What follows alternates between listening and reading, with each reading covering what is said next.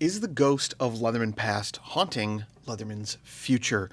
That's a question I don't really have an answer to, but I wanted to explore today as we look at a few different generations of kind of Leatherman's basic style tool.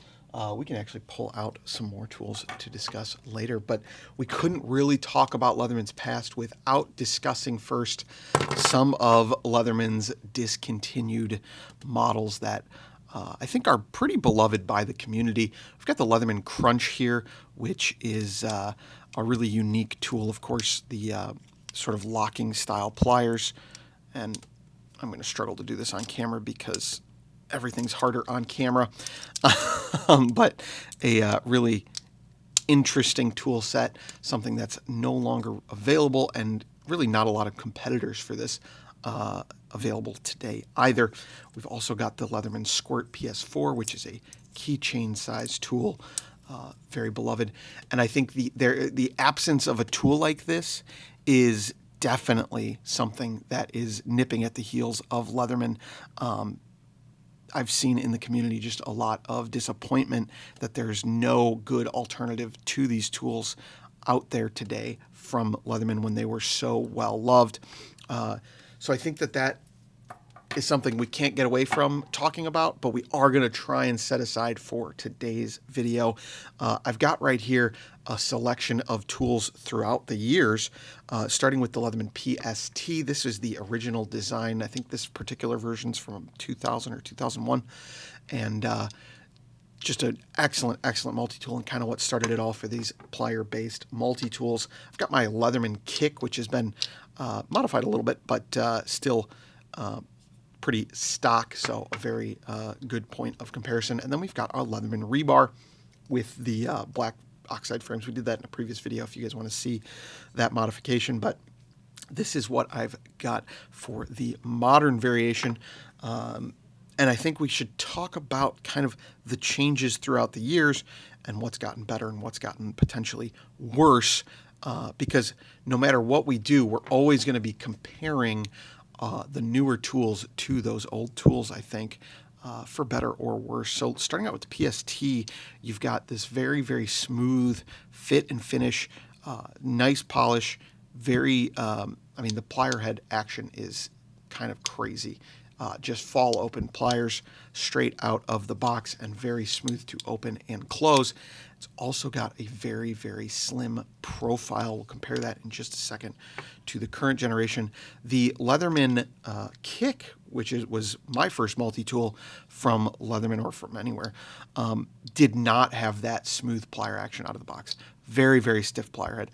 We've shown how to loosen that up, but out of the box, just not up to snuff. One thing that they did improve on the Leatherman Kick, actually two things. One, the plier head is going to be a lot more stout.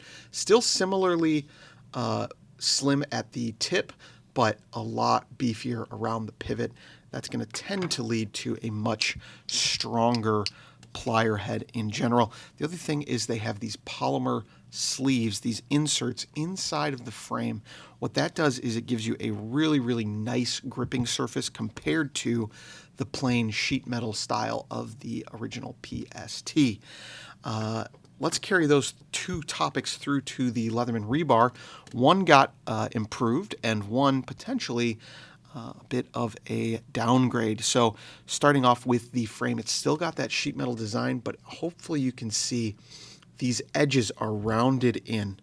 That gives you the same kind of comfortable grip that you have on the Kick, or at least more comfortable than the PST, without that additional inserted piece, the plastic that can get marred up and destroyed over time.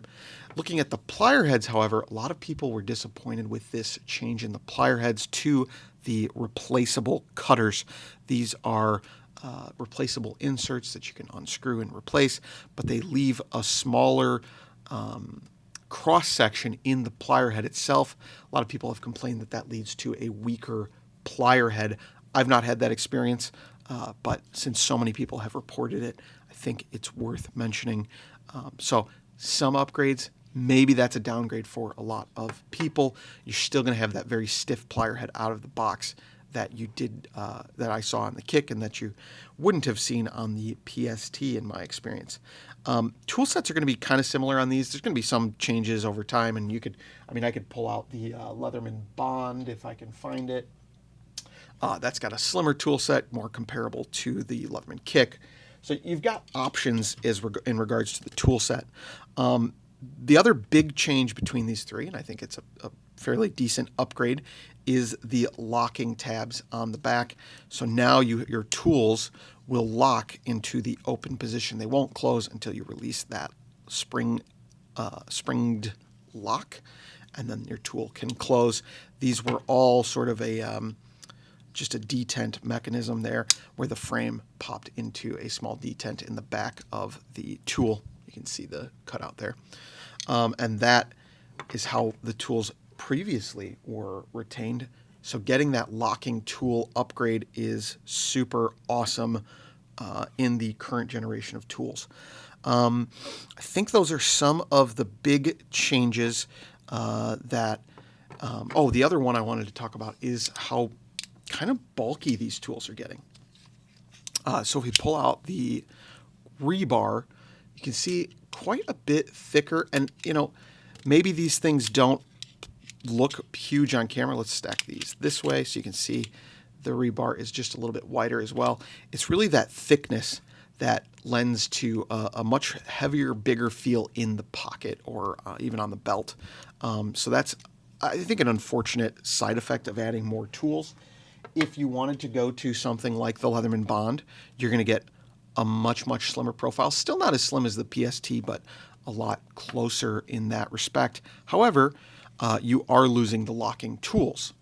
At the same time, you're going back to a plier head like the Kick, which kind of was the happy medium for most people, with that larger cross-section on the pliers themselves, a little bit stronger jaws, and no replaceable cutters, which a lot of people are not fans of.